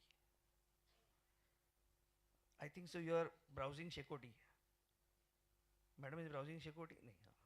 Okay. So fireside chat is Shekoti. So we sit across and we start speaking. Then I thought about Prasad. I have to discuss with Prasad. And knowing Prasad very well, because Prasad in simple words in today's language is disruption. he believes in that. He believes की मी आत्ता जे काही बोललोय ते बाहेर गेल्यानंतर नसणार आहे. Am I right, Prasad? But the irony is that his name is Prasad, which resemblance with IKS, and which is a gift of grace or blessing. No, my problem is with this term IKS. So that's your first question, so you can start. Actually, I feel I am the wrong guy here, but I bought the seat because everybody else is a PhD. I am a sponsor, so he called me. Otherwise, I had no role here. No, that's why, and that's why a right and apt word. He bought the seat, and that's why I was very reluctant to felicitate him because he is quite open enough to show that बीस दिलेल्या पैशात मला परत काय देतोस. No, but to be on a serious note, I heard a couple of them. I missed it yesterday because I was into some government project. See, my fundamental problem is restricting knowledge into any kind of a geography. Because knowledge is universal. Nobody invents knowledge. Knowledge is inductivism or empirism. If you go, knowledge is not somebody invents. So nobody owns knowledge. It's an interpretation of what our senses give us, and we understand that. So, and the knowledge which speakers were talking about Vedas and our mythology and all, were there before even concept of India existed. So restricting something into Indian knowledge system, I think we make it into a nationalistic structure, and then once you put it into certain kind of a structure, there are contrary views to it, and then the whole discussion goes in some other direction. So I have major objection to that, number one. Number two, but that's, I'll tell you, that's what has kept me going for last so many years. We're doing so many interesting things. Number two, when Madam talking about Rangoli and unfortunate thing that we are not recognized world over, and that problem for that also becomes us and our traditions, because we make everything ritualistic, and when you make something ritualistic, you make it into a habit and not the understanding, and that's why we forgot why those rangolis were for, and we made it into a ritual. So fundamentally, I think yes, we should be proud because these things happened in this side of the geography, but we should not call it an Indian knowledge system or something. That's my first objection. So that adds to your introduction. Fine. I just wanted to make a note, and with this I will ask him a question. See, Prasad, आजच्या या युगात, when we talk about Indian knowledge system, media, entertainment, digital transformation, what we were discussing that day in your office, की आज media and entertainment फक्त content बनवत नाहीये, तर they shape culture, influence, mindset and define identity. Am I right? OTT platforms आहेत, reels आहेत, podcast आहेत, gaming आहे, AI जनरेटेड कॉन्टेंट आहे, या सगळ्या डिजिटल फॉर्मॅट्समध्ये सगळ्यात महत्त्वाचा विषय म्हणजे कंटेंट आहे. So do you feel that the content is rooted today? You talk about such a long history of India. We've been listening yesterday. So what about the content? Because we were, you remember we were discussing about Dhurandhar, and I told you that 3.5 hours movie. Here all of us yesterday were discussing about people's mindset about watching something more than 10 seconds, 15 seconds, and then आपण बोललो. So can you throw light on that? What we discussed that day about? See, I'll just go a little behind. Maybe I think before COVID, I had been here in 19 on the same 2019 or early 20. Just I think guidelines were coming. This is pre-AI in the present form, and I had this discussion that there are things coming very soon which will create problems to creative side of jobs, which has been a traditional field that computers won't replace the creative part of it, but today first thing is creative part of it. And that time one of your colleague asked, then if all jobs are going, what should one do? And my answer that time also was that we should be more mindful and we should practice consciousness and we should practice meditation. I still stick to that, and most of it what I was talking and what I've been talking last 8-10 years in different forums worldwide, I think it is coming true. Now, see, last time I had a worry of kids losing opportunities and jobs. Now I'll go one step further. I am more worried now because I am worried that human is losing the agency. Losing jobs is okay. You can be serviced by universal basic income or Manrega kind of stuff. But when you lose agency, you lose your control, your own your life. And that's a very serious stuff, and it is happening. It's more or less we are being shaped the way the technology wants us to be shaped. And that's more dangerous for youngsters because their agency is being taken away from you. Agency is your control your own things, your control over shaping your decisions, your control your living your life. Privacy is an agency, but even today your privacy is not with you. It is being taken out. So now and then biggest culprit of all this is content, because content is something that content is everything. This water bottle, whatever I am consuming and experiencing is the content. We unfortunately put it into television and films, but everything is content. Me talking to you is a content now. So and major worry now is that content is stealing the agency of people. Content creation, we have lost control over it now. Most of the content in next 2-3 years will be fully AI generated. It is gone. And again, I'll tell you, you write it down and see it in a couple of years that the relevance of actor will be lost. Relevance of writing will be lost. We will say that no originality and all. See, the technology will evolve and shape things, and speed will increase and all that stuff. But 100 years of aviation, only 3% of Indians can ever flew, or they can fly air. So it doesn't reach 97%. So all this original content and all won't even matter to 0.1% of the society. 99.99% of the society will consume whatever is thrown to them. So yes, there is a serious challenge, and unfortunately that is not being discussed, and we are still stuck into rhetorics. So your point is right and valid. It is not grounded, it is not rooted, it is absolutely manipulated. Now you spoke about Durandar, and we had this discussion that when we make a film, I make films and I make long form contents and very successful ones. Today we don't make a shot in a film more than 3 to 5 seconds. You know, you have to bring a cut in next 30 seconds, and you have to have a shocker in 2 minutes. So the film, if you call Durandar or anything and clap about it, but it's nothing but a sequence of reels. It's not one continuous subject. It's not one continuous narrative. If you really look at it, it is sequence of reels. And that is how they are keeping you. When you scroll Instagram, you don't even know you have spent 3 hours or 2 hours or 4 hours, right? You don't even understand. And that's the content is not sequence. It can be anything, but still you are hooked.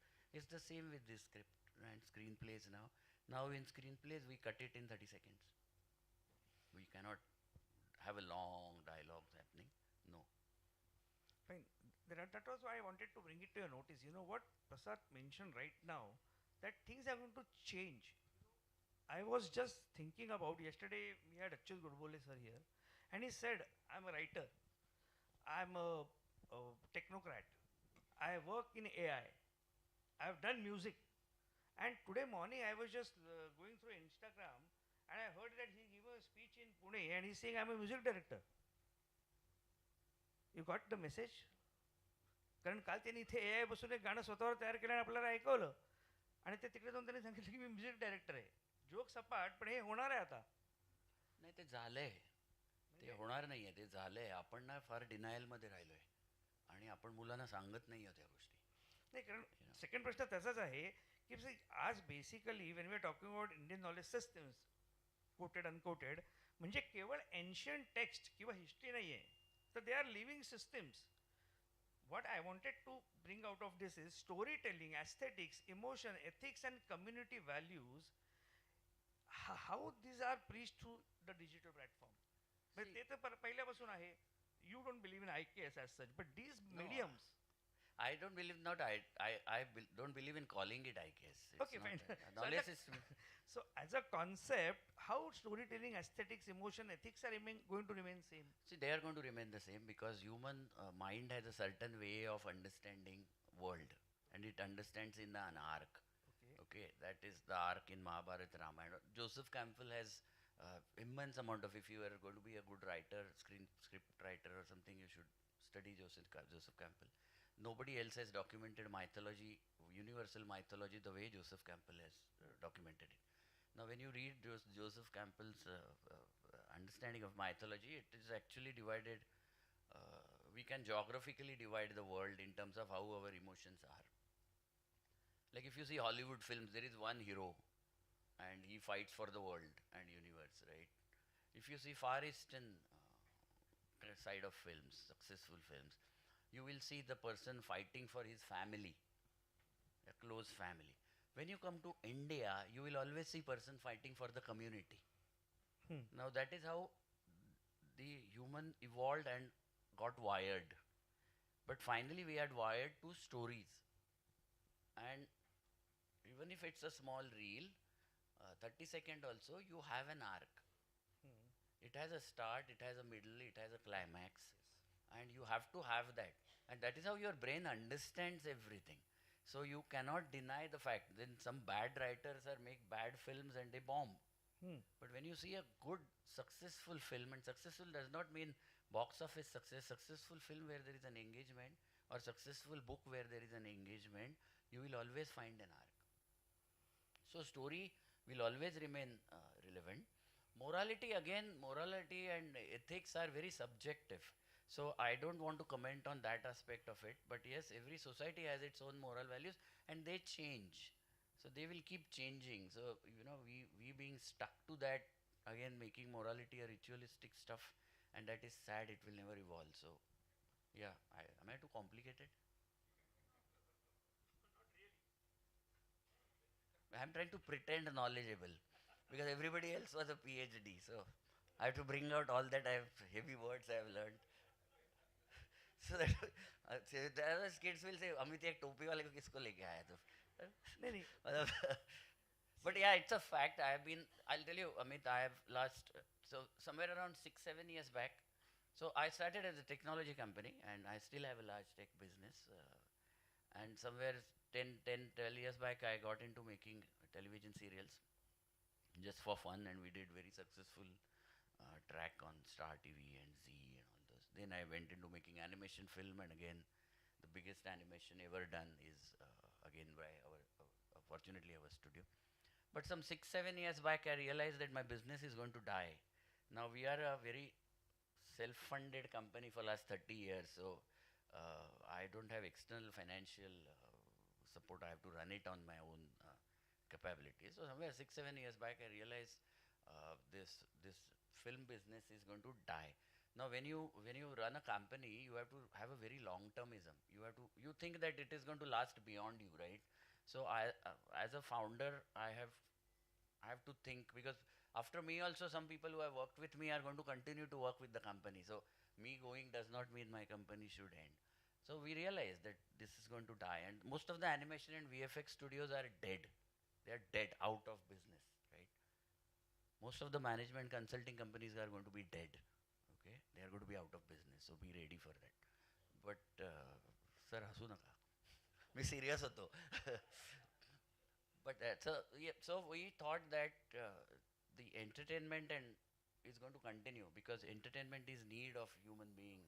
Just plug in there. मला असं म्हणायचं की the content which is created right now it should give some kind of value rather than just for going viral. I But think it's not giving value to you does not mean it is not giving value to somebody else. See, why are we so prejudiced thinking that what I like is the right my night question is content? that only ki The guy, I'll tell you, you see the watchman, you see the hawaldars, you see the traffic police, middle of the two signals he is watching reels. So it is giving him value. Understand what would have an idle person would have done. वो watchman क्या करेगा दिन भर, कुछ काम नहीं है, अभी रील तो देखता है. So it adds value to his life. Now, no, it's a fact. See what happens, we sit in a very higher pedestal in life and we think that, we try to find science in Rangoli but that girl is enjoying making that Rangoli, right? That girl, so that is a value to her. Now whether she understands its mathematics and it's not necessary, right? And that's what I'm calling an agency. See, we are in our country now, we have taken agency out of people for quite a long time. We have put them into rituals, we have put them into rules, we have put them into guidelines. Ye khao, ye pehno, ye mat karo, you have taken the agency out of people, and that's why we are not progressed. We have lost our knowledge not because Western influence. They have picked up our knowledge and used it liberally to create some more knowledge systems. We have lost it because we are stupidly ritualistic. yeah, मतलब हम veg क्यों खाने का? I agree. Fact है ना, मेरे को नहीं खाने का है. But then you make it ritualistic and after some time a Konkani woman will forget how to make fish. यार तो next generation को क्या बचेगा? तो फैक्ट है ना. Sorry, I'm sorry. I'm an anti-climax for this show, but he called me. No, but that was the purpose. With a heavy dose, with all due respect to the people sitting in the first row, but since yesterday I have been listening. Whatever I speak, people tell me be mindful. No, you have to be mindful. See, the basic fundamental. No, I meditate every day 1 hour, okay? Yeah. You may not think from my personality, but Yes. I meditate every day 1 hour. I run 10 kilometers at least every day. So that 10-kilometer path has 8 temples. I wait at every temple. I may not go inside. कारण मैं अंघोळ केलेली नसते आणि boat असतात पायात. But I go to the I am not saying I don't believe. I have a belief in higher powers because I have seen so much randomness in my life that if I have survived, I think it cannot be game of chance. So I believe the power of meditation. I have a problem of making into ritualistic. I have a problem of calling it Hindu or any Buddhist. No. Mindfulness is need of your brain. It just tells you to be aware. Right? So being mindful is very important. These kids have to be mindful. Certainly. Because we had a lot of opportunity, Amit, when we were young, to understand the world, because we were not in the noisy world. So we could go to the library and pick up a book of the subject we want to read. We can find the friends which we wanted to be. We used to wear a 8 rupee, 5 rupee slipper and go to school. And we could choose what we want to. These kids cannot. They think they have a freedom, but they absolutely don't have a freedom. They have no freedom at all. They have been put into that, the Truman Show kind of a world. They think they have a freedom. But they are constantly bombarded with bullshit which we want to give them. It's not created by them. We are telling them this is right, you do this. It is not. We are stealing everything out of there. I was at the national conference on media with a minister. Again, they made a mistake of calling me there. So these guys get me into, and they were talking about skill development and all. But I think most of the skills are designed by us, which is not relevant tomorrow at all. In this world of where the technology is going, all the skills which we thought are relevant are absolutely irrelevant today.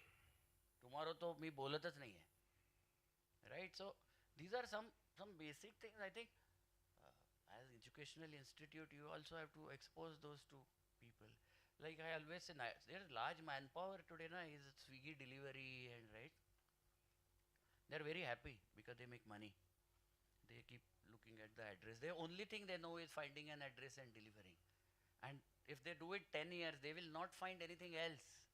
Their brain will get conditioned only to do that. And most of the urban centers, you will have a robo delivery. Because I always say this, the founder of Uber once said that the biggest inefficient factor in whole of a business is human. And all the technologists are trying to remove that inefficiency. That means they are trying to move the human out of it. When robot starts delivering, what will these kids do? All these Blinkits, founders of all these guys are saying they are creating employment generation. They are bullshitting for their own personal gains. They are not. We are cheating with the youngsters. And that's why people don't invite me, because I will go on any conference and I'll tell that stop cheating the youngsters. I know, because I know most of the filmmakers. I know most of the OTT platforms. I did kids series for almost every kids channel. And if I say that okay, I did a biggest IP in India called Super V. Me and Virat Kohli co-produced it. It was running on Disney. And all across, all channels. I have different channels experience. And everywhere they were saying that don't teach morality. आपण लहानपणी पुस्तकं वाचायचो, आपल्याला values शिकवायचे ना. मी सांगतो एकाही सिरियलमध्ये if a script writer tries to insert morality into the script, the channel throws it out saying don't teach morality, let the kid be engaged, because what is the purpose of that serial? That mother will put the kid in front of the TV and do her job. They want to keep that kid busy, not teach him anything. Now imagine whole generation has grown watching Shin-chans. Whole generation has grown watching Chota Beams. And that has not taught them anything. No, it's not. It's you. It is all of you. And 10 years down the line, the entrepreneurs and businesses don't need you. We don't need you. Today we don't need you. My Excel sheet is made by ChatGPT. I don't need a person who makes an Excel sheet. My PowerPoint is made, full presentation with every design is made by AI system. I don't even need a person to make a PowerPoint presentation. Why do I need you?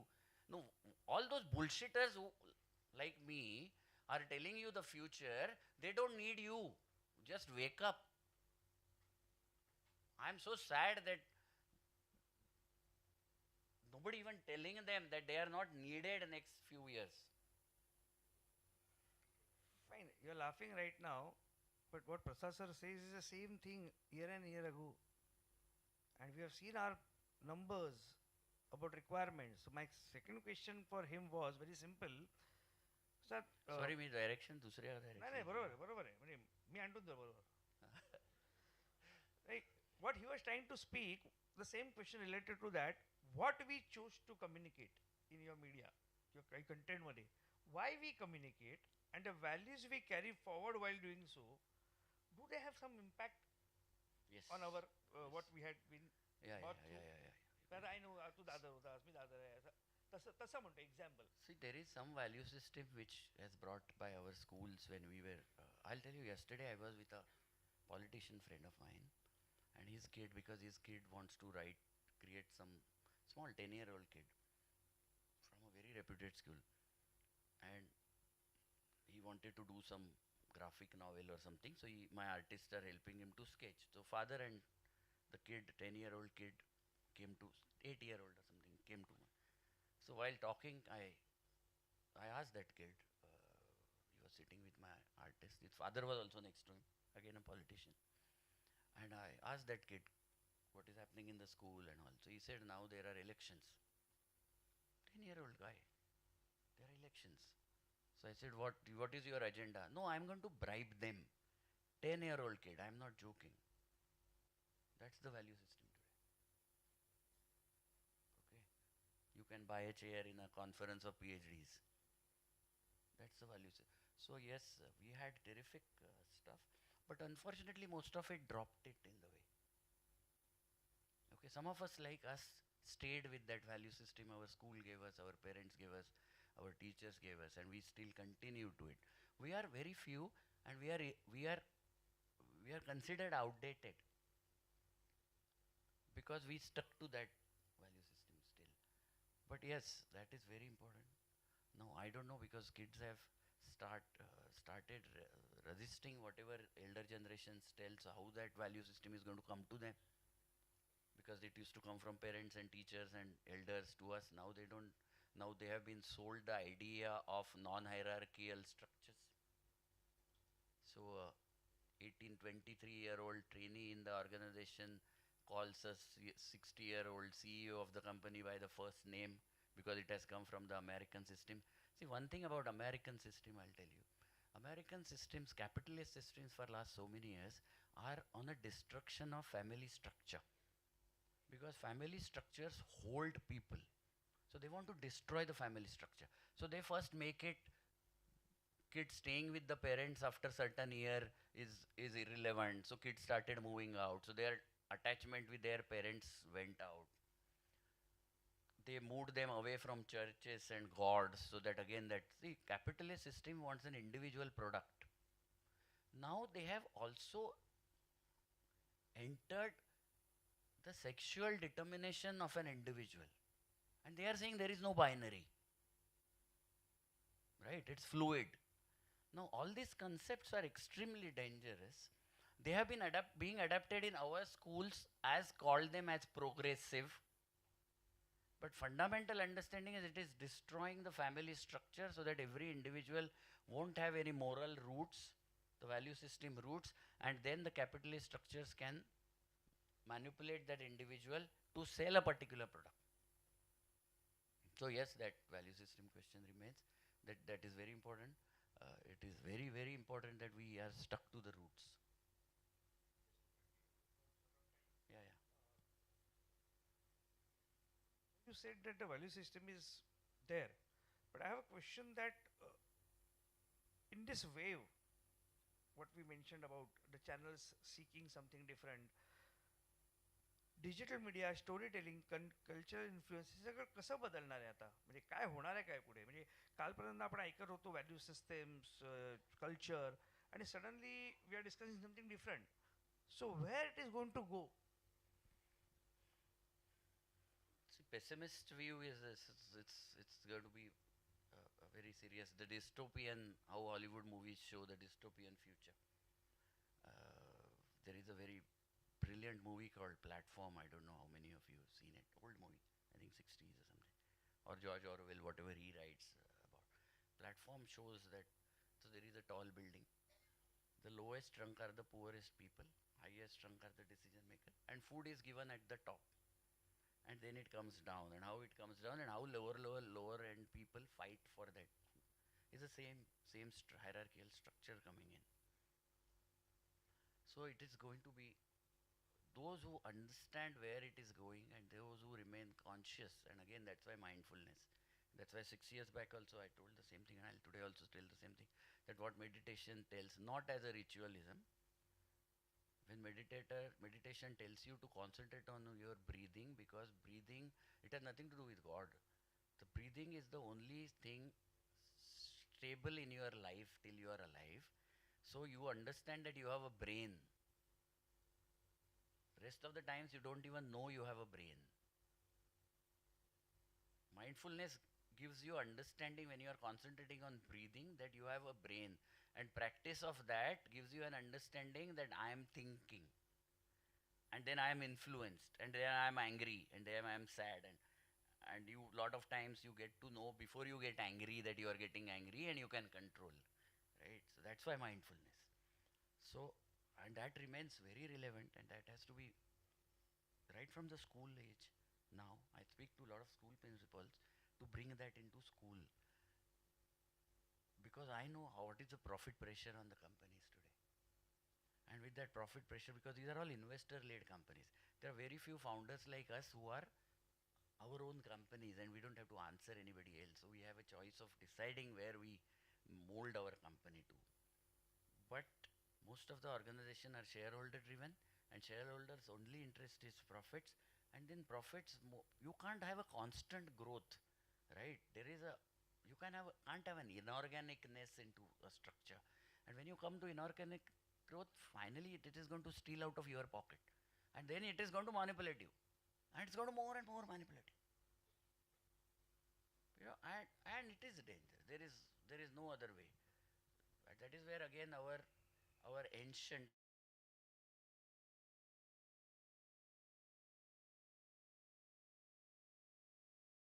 have been given a job of uh, let's say Haridwar Ganga.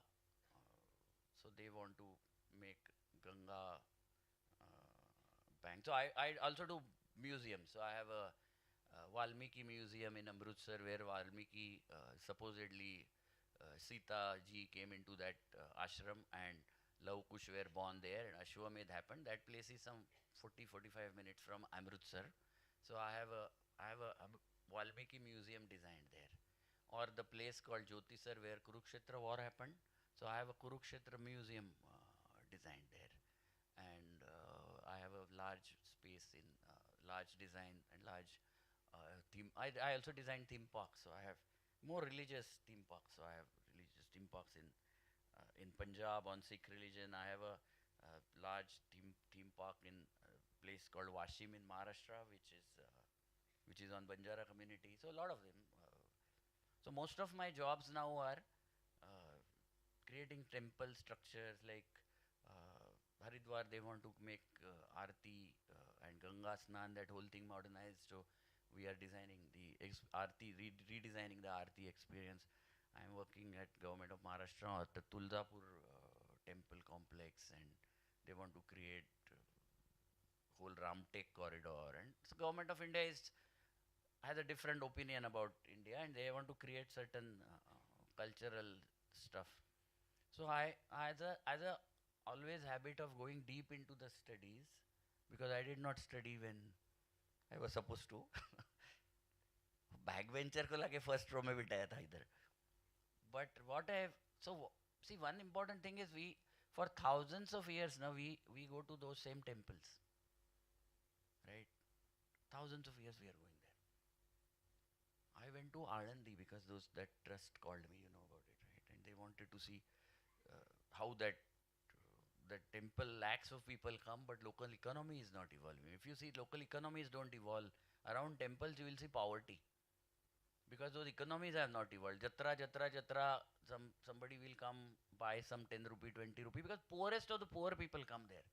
They don't spend and they go back. So it stresses the infrastructure without any benefit to the local community as well as the local infrastructure. And that is what has been identified by the government. So so I'm studying how the ancient monuments remained relevant for thousands of years. Okay. Very few studies in India about it, but there are massive studies on Indian temples by Westerners. Because we have the oldest relevant temple complexes. So there is been a science. We cannot discard what our ancient or what our forefathers knew. There is a science behind why a particular temple becomes popular. You might say Ekta Kapoor गेली सिद्धिविनायकला म्हणून ते popular झालं. It's not. How Tuldapur temple is architectured, or how a particular, or how Hampi has been architectured, or how there is a huge science behind it, and that is where the whole storytelling comes to. You know, that whole arc. Like why Khajuraho temple is the way it is. It is not to spread sexuality or what Vatsayana did. No. It was the time when Buddhism was taking over and massive problems were happening to rest of the communities. There is a Shiva in the center. You are just getting people walk across to enter in the center. That means you are telling them the stories to reach to certain climax. We have forgotten that aspect. I'm trying to identify because that's my business, and my interest is business interest. But yes, there is a science, and we are and we have a lot in this country. Like I am trying to create, तुला माहिती आहे जमिनीवर चित्र मिळतात आता कोकणात खूप ठिकाणी आहे. So I am working with Maharashtra Tourism and Government of Maharashtra to create a कातळ शिल्प. मला मला तो मराठी शब्द आठवत नव्हता. कातळ शिंप. तुम्हाला माहिती आहे त्याचं कोणाला किंमतच नाही आहे. So I'm working with State Archaeology Department, Tourism Ministry to create a tourist circuit around it. I went to, there is a cradle of humanity in Africa. So if you go to South Africa, they have a United Nations protected monument area called Cradle of Humanity. तिथे एक त्यांना skeleton मिळाला, त्याचा photo आहे. तो माकडाचा आहे की माणसाचा आहे आपल्याला माहिती नाही, कारण तो माकडाचा दिसतो. But they called it as a first human skeleton and they made a whole tourist destination around a bullshit. It's like when you go to Louvre and when you see Mona Lisa, it's anticlimax. It's this small, right? You go there, all of us, and we are waiting, and then once you get into that hall, you search for Mona Lisa. They sold that bullshit to the world. She's smiling. I don't understand. Every girl looks the same. They smile. All of them smile the same. My wife smiles better. But they sold it, right? We have not selling. We are selling it because, again, ritualism has killed this society. Ritualism has killed the science. Ritualism has killed every part of knowledge we had. Thank you. Thank you. तो आला. Time झाला सांगायला. Right. Time झाला असं नाहीये. See how a storyteller identifies. The question I was going to ask you was, which you answered. No, you Okay. answered. That's why I wanted to tell you. Okay. That I wanted to ask him how media technology is going to help in preserving, amplifying, and reimaging for future generations, which has already answered. See, media technology will do if these guys create content not for likes. Yes.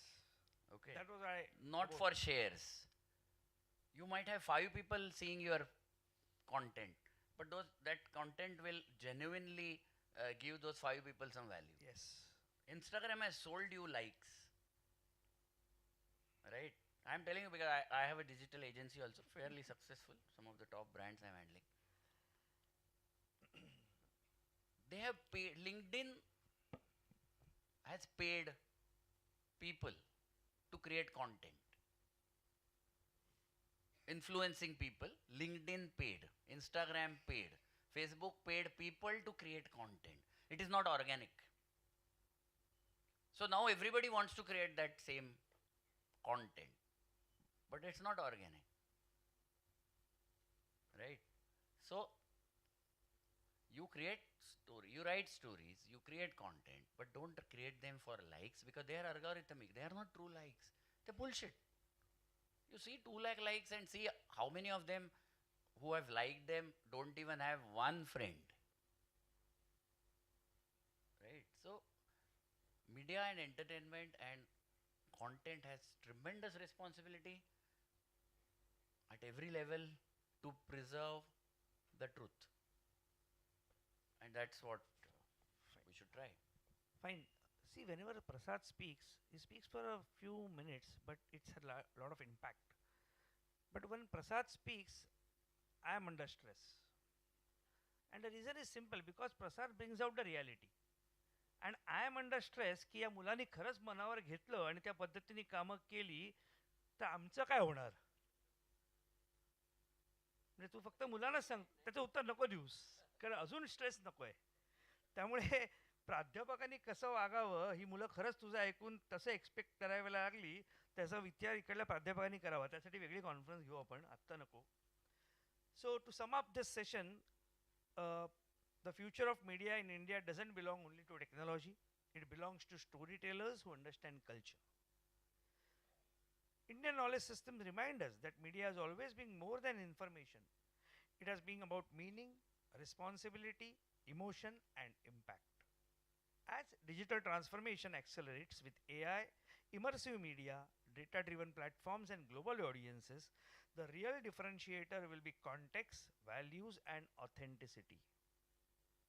For our students, what Prasad sir said opens up exciting possibilities. Content creators who blend traditions with new age formats, journalists and communicators who guided by ethics and depth, media professionals who tell Indian stories for global platforms, researchers and educators shaping the next media curriculum rooted in IKS. For faculty members also there is a takeaway. This conversation encourages us to design learning spaces where Indian knowledge, digital skills and creative thinking coexist and reinforce each other. The message is clear. You don't have to choose between being modern and being rooted. The most powerful media voices of the future will be those who carry Indian wisdom forward using digital tools with confidence and creativity, as he said. With that thought, we thank Prasad for your insight, all of you for listening this, whatever you call it, fireside chat or a conversation, and making it more meaningful. Let us continue building a media future that is innovative, ethical, inclusive, and proudly Indian.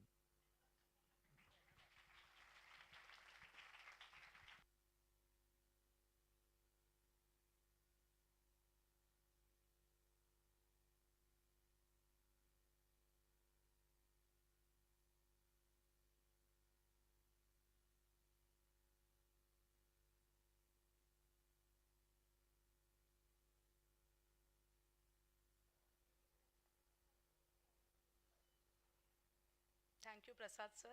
Indeed, it was anticlimax. Respected dignitaries, esteemed speakers, faculty members, dear students, and all participants. On behalf of the organizing team, it is my privilege and honor to propose the vote of thanks to the second and concluding day of the conference. आज आपल्या शैक्षणिक संकुलात IKS साठी संगीताचं व्यासपीठ अवतरलं होतं. आपण सगळ्यांनी ऐकलंच ते. संगीत, विज्ञान आणि संस्कृतीचा एक अनोखा मेळ आज आपण या सत्रात अनुभवला. असा सुंदर संयोग साधणं हे फक्त अशा विद्वान वक्त्यांना शक्य होईल. To start with the formal vote of thanks, I am indeed greatly honored to thank the Vidyalankar Dnyanapeeth Trust for giving us this platform for learning. It's not simply the learning, it's a lifelong learning. We'll keep learning from all these thoughts. I thank our chairperson, Ms. Rashmi Deshpande, managing trustee, Shri Vishwas Deshpande, director, Sir, Shri Milind Tadvalkar, principals of VIT, VSIT, and VP for their support and encouragement. Dr. Amitok Sir, Professor Manoj Karane, and Professor Nilesh Deshpande Sir for organizing this fantastic event for us, and definitely a big thanks to all my enthusiastic students of VIT, VSIT, and VP. To all the staff members of VIT, VSIT, and VP for attending the conference and exhibiting their stalls to further enrich us on the IKS. I express my thanks to the auditorium team for conducting this show seamlessly. Thank you so much, everyone.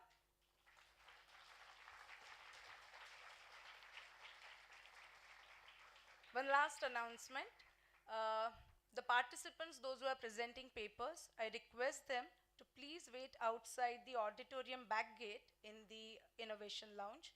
Those who are interested in going through the research papers can join them in V105 VP Institute. Thank you so much, and I formally conclude the event today. Thank you.